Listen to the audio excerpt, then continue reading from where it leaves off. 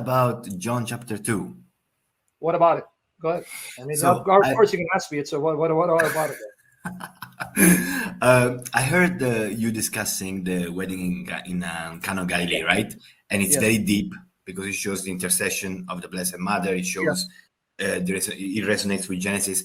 However, I get lost a little bit on the discussion about the wine because obviously, What does the wine point to in the Gospels? The cup that basically The blood of Christ, right? Right. And But what in do this the case, 6 jars, though? But before you go on, I want to see if you got what does the 6 jars represent? the 6 jars, the 6 jars. Yeah, that's kind of what I want to get to. Like, what Yeah, is this what does it say? significance? What were the 6 jars? It's there in the text. Yeah. What are they?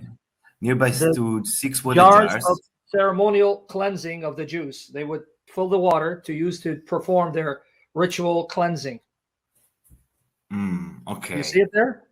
Yes. Okay. What day is the banquet taking on, the wedding? It's the 7th day. It's the 3rd day, but if you count from John 1, that's why if you followed the order, if you count John 1:19, you're going to count this is the 7th day, which is the 3rd day. Because when John is speaking in John 1:19 to 28, then it says the next day he saw Jesus. That's day 2, right? Right. And yes. then in John 1:35, the next day, that's day 3, right? Right. And then later on, it says the next day, the 4th day, right? And now this is the 3rd day. So 4 and 3 is what? 4 and 3 is what? Yeah, it's 7. So it's So 6 days of working, but the 7th day is the day of rest, right? yes. So the 7th day is when the wedding banquet is taking place, but it's also the 3rd day, because on the 3rd day. And the 3rd day points to Jesus' resurrection because it's his resurrection that ushers in everlasting rest. Got it. So how do you enter your rest? Not through the Jewish system of ceremonial cleansing, that's 6 days, but you enter the 7th day of rest through faith in Christ, who through his resurrection brings in everlasting rest. Wow. Okay. Did you not catch it? 6 jars. That's 6 days of working. Jewish cleansing. So the Jewish way will never bring you into the 7th day, God's rest. Only Christ can, and he did it by his resurrection from the dead, where he ushered in everlasting rest for those who would trust in him. So that's why it's on the 3rd day, and it's the 7th day. So I enter God's rest by faith in Christ, who through his resurrection from the dead on the 3rd day ushered in everlasting rest, salvation. And the wine is the blood of the Lamb that cleanses me of my sin. Awesome. So in this case, is it like the Blessed Mother saying to Jesus, it's time to bring them rest? Well, in the context, she represents Eve, the woman. Right. The woman. But what it's showing you is that unlike the first Adam, who sinned when he obeyed the voice of the woman, this woman, when the son, yeah, you got it, right? Yes. Yes. Because what did God say in Genesis 3:17? Because you obeyed the voice of your wife and did what I told you not to do, cursed is the ground because of you. And what does the ground produce? Well, it produces, thistles, thorns, but it also produces vines, right?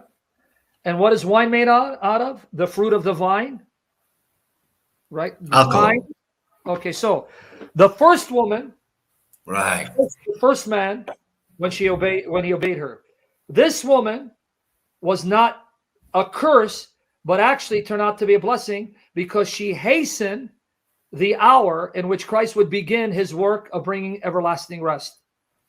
Wow, it blows my mind, Sam. Because I also remember when you mentioned before that Noah, when he drinks the wine, actually he gets drunk, and you can read it in a way that he didn't know that he would get drunk. So he was not like. He would know that because this is something new, right? A new experience for him, right?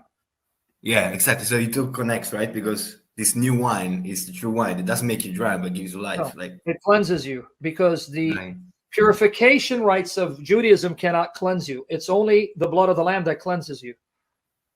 That's why it's not coincidence 6 jars. And what did he say it was used for? The water in the jars were used for ritual Jewish purification, right? Yes. So Judaism cannot purify you. Only the wine can purify you, which is the blood of the Lamb.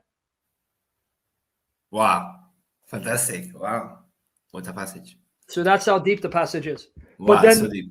Mary is a new Eve and a better Eve, because what she told him to do, the Lord honored her and had the Son do it, hastening the beginning of his ministry in ushering in everlasting salvation.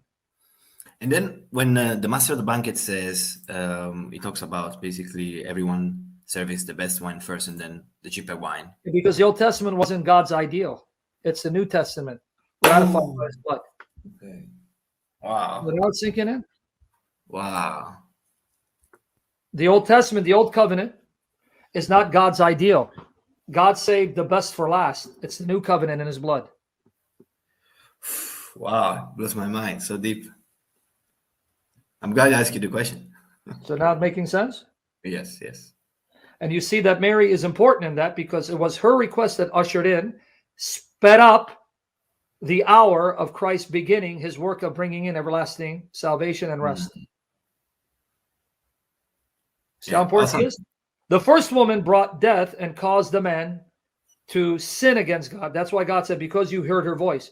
This woman, the Father himself honored and had the Son go ahead, and because of her request, hasten, meaning sped up the hour of his ministry. Yeah. How do I know the Father approved? Because Jesus says he only does what he sees the Father doing. John 5:19. Right? So if he went and did the miracle, who was doing the miracle with him? The Father and the Spirit. And the Spirit. That means the entire triune God honored her by doing what she asked. Wow. So what do you say to a Protestant when he just thinks that Mary's just ordinary, when the Trinity honored her and sped up the hour of Jesus's ministry due to her request to show her the honor and love that they have for her? That's crazy. And I read sometimes they don't even know why she's called woman there, right? They get confused. Oh, well, you know, because it's connecting it with the last Adam, the last Eve, who ushers in a new heaven, new earth, and restores the garden. That's why in Revelation, the last chapter, you have the tree of life. Genesis, tree of life, lost. Revelation 22, tree of life regained. Because you see in Revelation 22, right? Verses 1 to 3, it says, on either side of the river of the water of life was the tree of life, which was given. The leaves were given for the healing of the nations.